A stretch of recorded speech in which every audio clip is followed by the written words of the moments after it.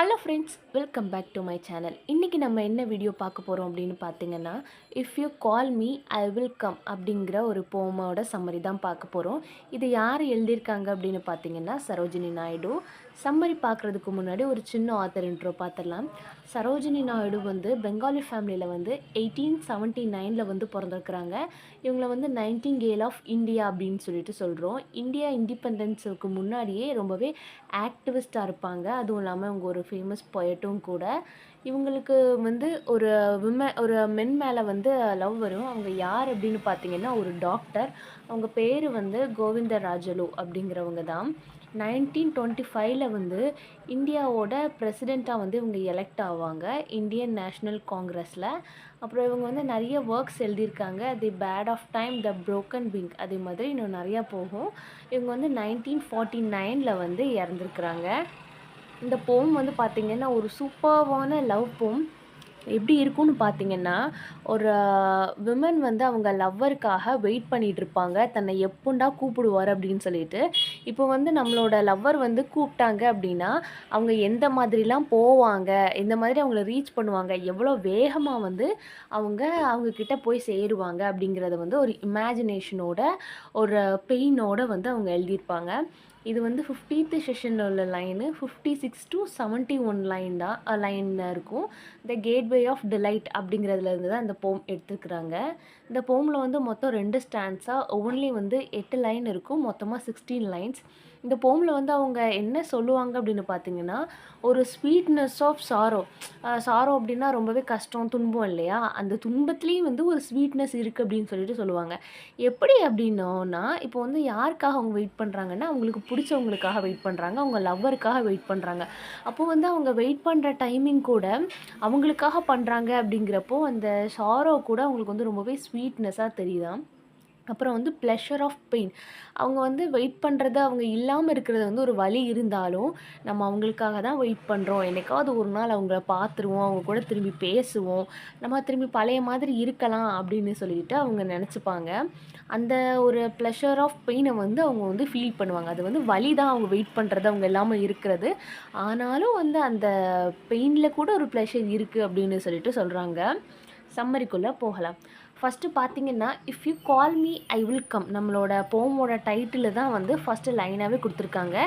இது என்ன சொல்கிறாங்க அப்படின்னு சொல்லி பார்த்தீங்கன்னா, நீ வந்து என்னை அவங்க லவ்வர்கிட்ட சொல்கிற மாதிரி இருக்கும். இப்போ வந்து நீங்கள் என்னை ஒரு சின்ன காலில் வந்து கூப்பிட்டீங்கன்னா கூட போதும், நான் வந்து ரொம்பவே வேகமாக உங்ககிட்ட வந்து ஓடி வந்துடுவேன். ஏன் அப்படின்னா, அவங்கள பார்க்குறதுக்காக வந்து நான் வெயிட் பண்ணிகிட்ருக்கேன். ஆல்ரெடி வந்து நம்ம பொயட்டஸ் வந்து என்ன பண்ணுறாங்க அப்படின்னா, அவங்க லவ்வருக்காக வெயிட் பண்ணிட்டு தான் இருக்காங்க இல்லையா? அதாவது எப்படி ஓடுவாங்க அப்படின்னு எப்படி வந்து அவங்கக்கிட்ட போவாங்க அப்படிங்கிறத வந்து நெக்ஸ்ட்டு லைனில் வந்து சொல்லியிருக்கிறாங்க. எப்படின்னா, ஒரு வேட்டைக்காரனை காட்டுக்குள்ளே வந்து மானை வேட்டையாடுறதுக்கு வந்து வேட்டைக்காரன் வந்திருந்தான்னா, அந்த வேட்டைக்காரனை பார்த்த உடனே அந்த மான் எப்படி பயந்து தெரிச்சு ஓடும் இல்லையா? நம்மளை வந்து கொன்றுவோம் அப்படின்னு சொல்லிட்டு பயந்து போகும்ல. அந்த மான் வந்து தன்னோட உயிரை கையில் பிடிச்சிட்டு எவ்வளோ வேகமாக ஓடுமோ, அதே மாதிரி நானும் ஓடுவேன் அப்படின்னு சொல்லிட்டு சொல்கிறாங்க. இந்த வானத்தில் வந்து ரொம்ப நேரமாக பறந்து ரொம்பவே டயர்டாகி மூச்சு அடைக்கிற மாதிரி மூச்சு இளைக்கும் இல்லையா? அந்த பறவை, அதாவது அந்த புறா வந்து எவ்வளோ வேகமாக வந்து பறந்து போயிருக்குமோ, அந்த மாதிரி நானும் வேகமாக வந்து போயிட்டு என்னோடய லவ்வர் கூப்பிட்டாங்க அப்படின்னா, அவங்க முன்னாடி போய் நிற்பேன் அப்படின்னு சொல்லிட்டு சொல்லுவாங்க.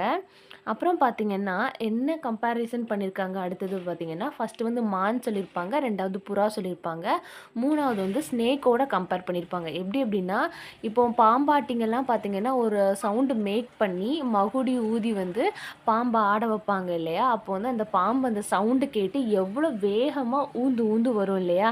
அந்த பாம்பை மாதிரி நானும் வேகமாக என்னோடய லவ்வரை பார்க்க வருவேன், அவங்க என்னை கூப்பிட்டாங்கன்னா அப்படின்னு சொல்லிட்டு சொல்கிறாங்க. அடுத்தது என்னென்னா, இப்போது அவங்க லவ்வரை வந்து அவங்க மீட் பண்ணுறாங்க அப்படின்னா, எதை பற்றியுமே யோசிக்க மாட்டாங்க. இப்போ அதனால் வேறு ஏதாவது பிரச்சனை வருமா? யாராவது ஏதாவது நினைப்பாங்களா? அதுக்கு பின்னாடி வந்து அவங்களுக்கு ஏதாவது பேக் ஃபயர் ஆகுமா? இவங்க 2 பேரும் மீட் பண்ணாங்க அப்படின்னா, என்ன நடக்கும் அப்படிங்கிற ஒரு ஹாப்பினஸ்ஸை வந்து யோசிப்பாங்களே தவிர, இவங்க 2 பேரும் மீட் பண்ணதுக்கப்புறம் அதனால் என்ன பிரச்சனை வரும் அப்படின்னு சொல்லிட்டு நான் யோசிக்க மாட்டேன் அப்படிங்கிறத சொல்கிறாங்க. ஏன்னா 2 பேரும் மீட் பண்ணுறதே அவங்களுக்கு வந்து ரொம்ப பெரிய ஹாப்பினஸ் அப்படின்னு சொல்லிட்டு சொல்கிறாங்க. செகண்ட் ஸ்டான்ஸால வந்து எதோட கம்பேர் பண்ணியிருக்காங்க அப்படின்னு பார்த்தீங்கன்னா, அவங்க லவ்வர் வந்து அவங்கள கூப்பிட்டாங்க அப்படின்னா, அவங்க யோசிச்சு வச்சிருக்கிறது, அவங்களோட ஆசை எல்லாத்தையும் விட அவங்க வந்து ஸ்பீடா போவாங்க அப்படின்னு சொல்லிட்டு சொல்றாங்க. அப்புறம் என்ன சொல்றாங்கன்னா, ஒரு வானத்தில வந்து ஒரு ஃபயரான மின்னல் வந்து எப்படி ஒரு பளிச்சு அப்படின்னு சொல்லிட்டு ஒரு ஃபயர் மாதிரி வேகமா வரும். அந்த மின்னல் மாதிரி நானும் என்னோட லவ்வர் கூப்பிடுறப்போ வேகமா போவேன் அப்படின்னு சொல்லிட்டு சொல்றாங்க. ஏன் அப்படின்னா 2 பேருக்கும் நடுவுல வந்து ஒரு பெரிய அதாவது அவங்க லவ்வருக்கும் அவங்களுக்கும் நடுவுல வந்து ஒரு பெரிய கடல் மாதிரி ஆ ஒரு பே ஆஃப் பெங்காலோ மாதிரி ஒரு வெரிகுடா ஒரு கடல் மாதிரி அதாவது பெரிய கடல் வந்து அவங்க 2 பேத்தையுமே வந்து பிரிச்சு வச்சாலும், அந்த கடல் வந்து அவங்க முன்னாடி நின்னு அவங்கள தடுத்தாலுமே, அந்த கடலுக்கு கூட அவங்க வந்து ஸ்டாப் ஆக மாட்டாங்களாம். அவங்க லவ்வர் கூப்பிட்டாங்க அப்படின்னா, அந்த கடல தாண்டி அத விட வேகமா வந்து அவங்க போவாங்க அப்படின்னு சொல்லிட்டு சொல்றாங்க.